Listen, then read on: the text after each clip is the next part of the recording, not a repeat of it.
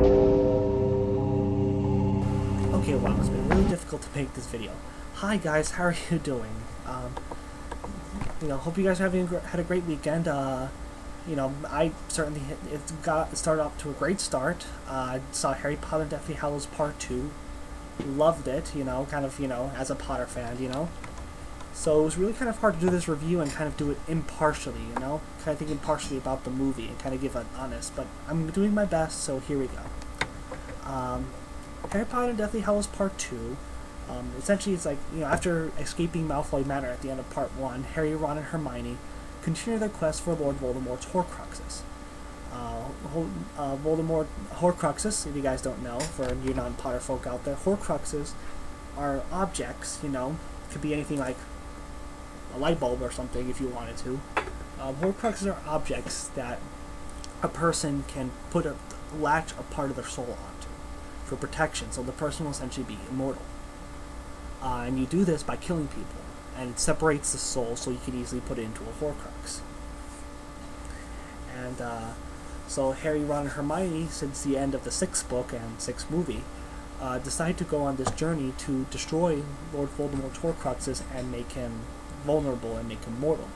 So this leads into like a break-in at Gringotts to, eventually back to Hogwarts, for the epic battle between Harry and Voldemort and everybody else in between. So let's get started. So again, this was really hard to do because it was really hard to remain impartial about this, but I did my best, so hopefully you guys will agree with me. So here's what's good about Deathly Hallows Part 2. One, the series packs amazing special effects, and this film is like no exception to that. You have like, the spells, the stone soldiers, the trolls, everything in this movie is just brilliant, and it's really, really good and really, really well done. It's also really action-packed as well, the most action-packed of the series, and it's very similar. If you guys ever seen Lord of the Rings Return of the King, how 2/3 of the movie of Return of the King is the Battle of Pelennor Fields, it kind of imitates that similar vibe and that similar presence, and it is epic. It's probably not as epic as Pelennor Fields, but it comes pretty close in imitating that, But while this film is action-packed, the screenwriter Steve Kloves and director David Yates they remember that the heart of Harry Potter and the heart of the story is with the characters, While you have amazing special effects and amazing action sequences, the reason why people are so attached to Harry Potter is because of the characters, They all give, this film managed to give every single major character, from Harry, Ron, and Hermione, to Voldemort, to Mrs. Weasley, to Neville, to Professor McGonagall, to Snape. Everybody gets their, gets their fair share here, and everybody does a fantastic job, Daniel Radcliffe, Rupert Grint, and Emma Watson continue to give fantastic performances in the show, and out of the trio, once again, Rupert Grint as Ron Weasley steals the show, he's just fantastic, and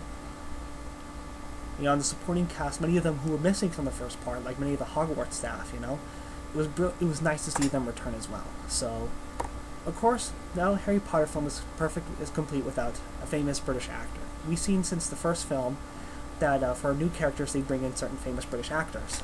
The first film, everybody was new, everybody was famous, The second film, we saw Kenneth Branagh as Gilderoy Lockhart.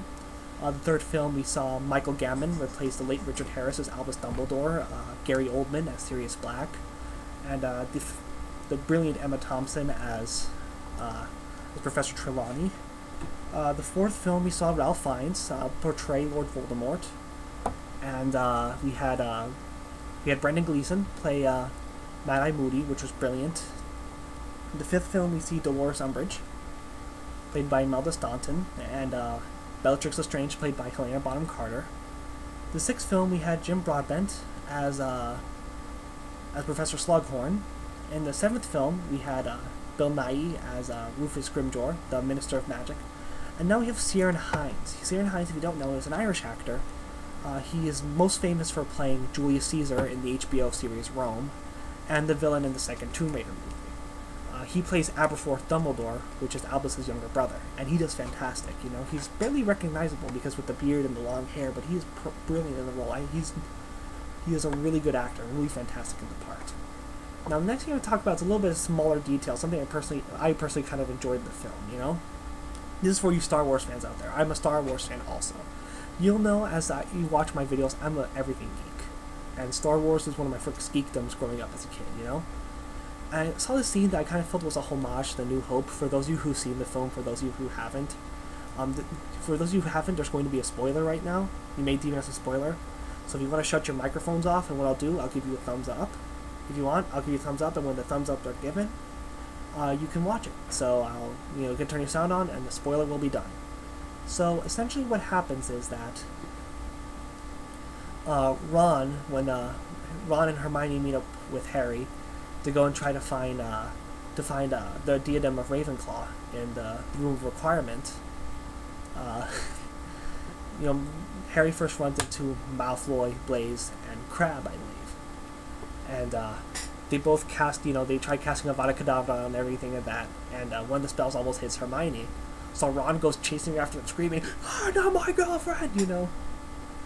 And he just runs away, very similar to what Han Solo did in A New Hope when he goes chasing after the two stormtroopers. And then, when he goes opens the door and sees the whole army of stormtroopers, he goes shooting and starts running back, screaming. Something very similar what happens, because then Crabbe casts the Fiendfire spell and Ron just goes chasing, screaming back, I found this kind of funny, and like they said, this is like, I think of the new, like I saw this, a homage to The New Hope, and I thought that was fantastic. Okay, spoiler done. So now let's talk about the epilogue. One of the things I was looking most forward to seeing was the epilogue, and how, and I'm proud to say that they did the epilogue justice. I'm one of the defenders of the epilogue, and I really like how the epilogue kind of closed everything together, I felt that the epilogue kind of had more poignancy and more meaning than the movie did, than the book gave it, because I think also this is because of the way I felt that, like, just because this is truly the end of Harry Potter, because yeah, you read Deathly Hallows and you read the end of it, it's like, okay, by that point, there was still, we didn't know at this point, but 3 movies that had to be made, because it was released around the same time as the Order of the Phoenix movie, so we still had Half-Blood Prince and Deathly Hallows, so it's like, okay, so it's still not over yet, but now it's truly over, and you kind of synced in at the epilogue, and it kind of gave it more poignancy, and FYI, yes, I did cry at the epilogue, so. Now, number 7 is, one of my favorite lines of all time, the "not my daughter, you bitch" line, and I was glad they put it. Enough said. I rooted and I clapped, and I loved it. So, and the next thing I want to talk about is that I really liked was Alan Rickman. And all I'm trying to say is, can Alan Rickman get an Oscar, please, for this role? He gives such an emotional, brilliant portrayal of Snape. And we see these facets of Snape that we've never seen until now, and Alan Rickman just does a fantastic job. He was the perfect part to play Snape, not only because of the cold, demeaning nature of Snape, but the emotional factors too. And he really showed it off, and he really did it, and it was perfect. And he really needs an Oscar for this role, like, flat out. So, now I'm going to talk about the things that kind of I didn't really like about Deathly Hallows Part 2. Not that I really didn't like, but things that more bugged me than anything else. The film was rushed entirely. You can, not rushed in the sense that, it's choppy production values, but it was moving really too quickly, The movie, like, Deathly Hallows kind of had, like, a slow tension to it, like a slow, deliberate pace to the whole thing. I mean, and I think this is, and, Deathly Hallows Part 2 is only about under 2 hours long. Granted, because Part 2 covers about, I looked in the book when I was typing up this review a few days ago, it only covers 282 pages, and that is the exact amount, so. But there's so much detail, so much that happens in that last part, those last almost 300 pages, that he could have easily made the film as long as Deathly Hallows, but they kind of rushed it. They just went, oh, boom, boom, boom, boom, boom, boom, boom, boom, done. And that's it. I was like, you're kidding, right? This is how you're going to, like, and it's just like they were just trying to get it over and done with. Like, let's just get this out of the way, that kind of bothered me kind of a bit, I was just kind of like, take it easy,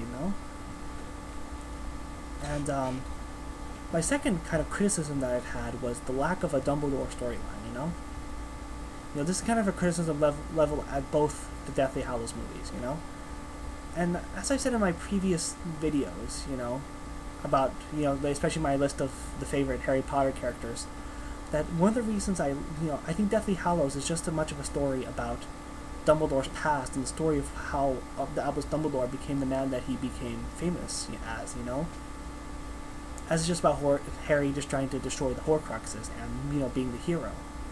And they kind of omit Dumbledore's shady past. You know, his dealings with Grindelwald, his dealings with, wanting to do, like, being, doing Muggle suppression and stuff like that, It kind of, like, the fact that they omit all this kind of puts a damper and kind of takes a lot of the meaning out of very key scenes, like the King's Cross sequence, like the sequence when Aberforth is trying to convince Harry out of it, It seems like Aberforth is just more like, not jealous, but just kind of like, it just made me feel like, it kind of lost its poignancy because of that kind of key essential plot. And, next thing, like, it's just the fact of Lupin's son. Okay, so correct me if I'm wrong. Where in the movies does the scene appear where Lupin tells Harry he has a son, or that Harry's going to be the godfather, or anything like that? In the books, it happens in Shell Cottage, during that sequence, but it doesn't happen. At the scene of the Forbidden Forest towards the end, where Harry when Harry uses the Resurrection Stone and asks Lupin about his son, it's kind of like, WTF? You don't know he has a son. How do you know he has a son, They didn't say anything about that. They only kind of hinted at it briefly in part 1 when Tonks was about to say that she was pregnant, Like, this is just a stupid movie mistake, It's like, come on, guys, you're better than this, How can you not look back and say, oh, we didn't mention that before, or we should have mentioned it before? Like, it just, I don't know. That kind of pissed me off a little bit, but despite its sense of being rushed, Deathly Hallows Part 2, like, this is my overview, that it's a satisfying and exciting conclusion to the worldwide phenomenon.